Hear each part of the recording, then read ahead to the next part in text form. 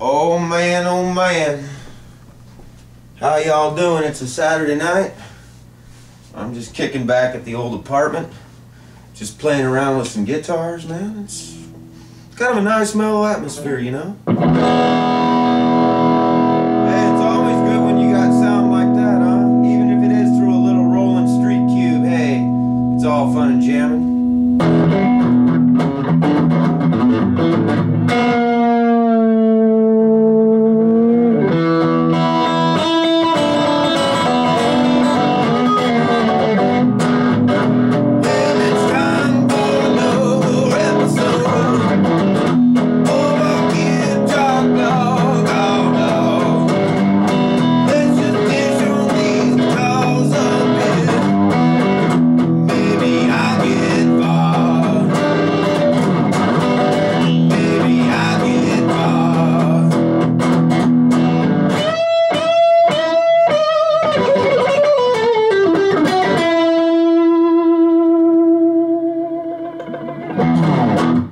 Anyways, welcome to another edition of all the Gear Talk blog, as usual on the Century. I just want to do a recap on my last blogs and do a bit of explanation of some stuff that I realized after I left. First of all, I've got to thank Will and Roman for having me up. That was probably the most eye-opening experience I've ever had. That was the first time I'd ever talked to someone that actually manufactures something. Even on a private level, and it was a really great time. I hope to do it again sometime. But I gotta tell you, the one thing that really struck me, and I'm so happy Will allowed me to do this, is when we were talking pickups and he put the habaneros in my Les Paul Custom. He basically was the one who asked me, hey, let's shoot a video of your guitar with the Burstbucker Pros in it beforehand, before the habaneros. And I would have just spaced it because I was just gracious, you know. I'm like, cool, he's going to do it. And he even signed it. But it was really great because I think, you know, even that video gave people an idea of, even a rough idea of, okay, this is how this sounds compared to this. And I really think that even with the quality of the video, there were some marked improvements over the pickups, especially when you started getting into sustain, and how the pickups reacted to the crunch of that amazing amplifier I plugged into. But I think that's really the source of that. Is there's just two things I want to dish on, and they're kind of related, but they're kind of not. The first thing I want to get into is basically, this has just been my experience after a while, after posting on the forums and trying to help people and get an explanation of what's going on. But what I'm discovering is that, you know, there are a lot of manufacturers out there who make a lot of claims about a lot of products, and I don't know if this is true for the music industry or just industries in general, but they can put that stuff up there and they can claim that it improves this or it improves that, and they don't really have to prove anything to you. You know, it's just basically, all right, yeah, this will improve your tone, this will give you more dynamic range, this will help your guitar stay in tune, but there's really no reference. I've never seen a reference for most of these products that proves it, that shows me. Now, there's lots of people that tell me things about these products, but not too many people show it. And the thing about showing somebody is it goes back to that demonstration. You don't know what you've got until what you've had beforehand.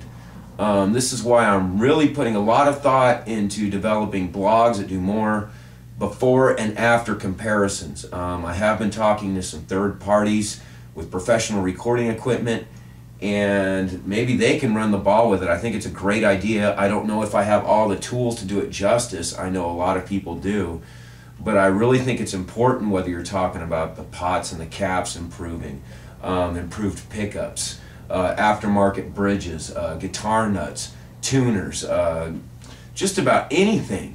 You know, does it really work?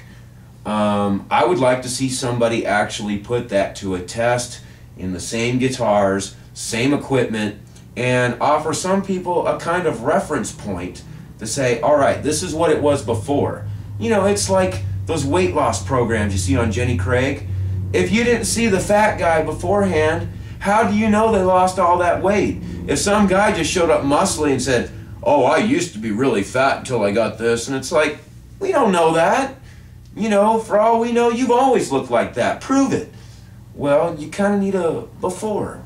And that's why I think it's really important to have that. And I think the way the economy's going, I love Gibson Les Pauls and I like a lot of high-end products, but I think a lot of consumers are going to be a lot more discretionary with the income they have, and I think they're going to be looking for something more concrete than just, hey, I say it, this is the way it is, so obviously it must be this way because I'm an expert, blah, blah, blah. Well, okay, prove it, you know.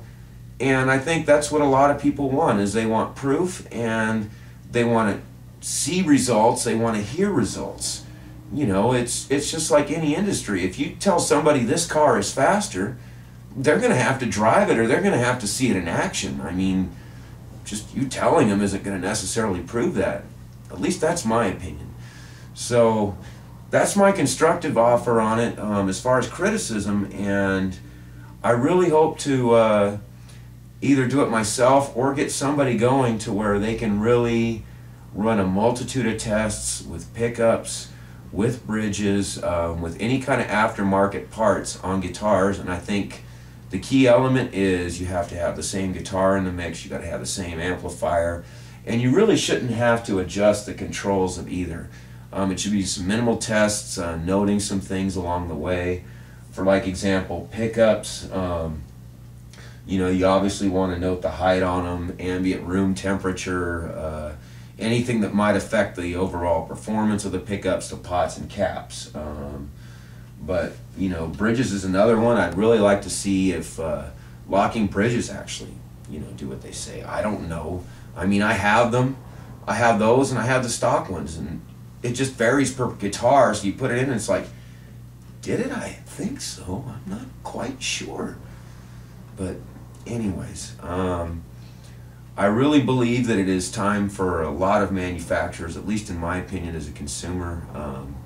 I really think there needs to be somebody out there who's willing to put this stuff to the test.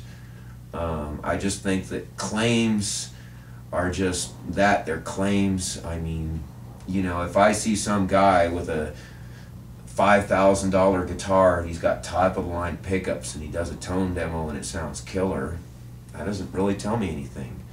You know, you got great equipment, you play well, dude. Maybe it's those pickups, maybe it isn't. I don't know what you had in there beforehand. I can't really tell. So anyways, that's one thing that's been bothering me.